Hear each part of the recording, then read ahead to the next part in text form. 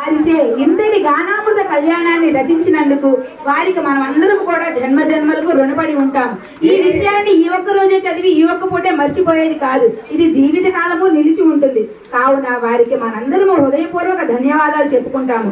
అలాగే వారి సతీమణి కూడా వెంకటేశ్వర్లమ్మ గారు ఎంతో ప్రోత్సాహం ఇచ్చి ఎంతో ఆహ్లాదకరమైన నాకు వాతావరణాన్ని సృష్టించి నా సతీమణి నాకు ఎంతో సహకరించిందమ్మా.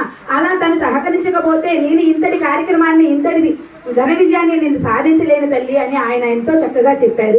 ఆయన ఈ రోజు మనకి జగన్నాథ స్వామి లక్ష్మీకాంతమ్మ గారు లాంటి గురువు గారు అనే తెలుసు, కానీ వారి యొక్క లీలలు మహత్యాలు మనకెవరికి తెలియదు.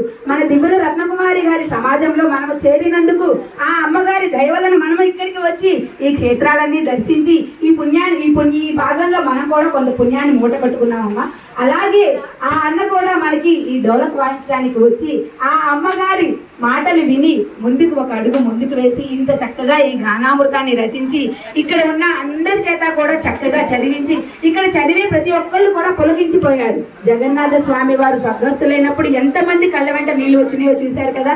అలాగే లక్ష్మీకాంతమ్మ అమ్మగారు కూడా స్వర్గస్థులైనప్పుడు అసలు గూస్బంప్స్ చేసినాయి, అంటే రోమాలు నిక్కపడుచుకున్నాయి ప్రతి ఒక్కరికి కూడా. అంత చక్కగా రచించిన అన్నకు మన సమాజం అందరి తరపున హృదయపూర్వక ధన్యవాదాలు.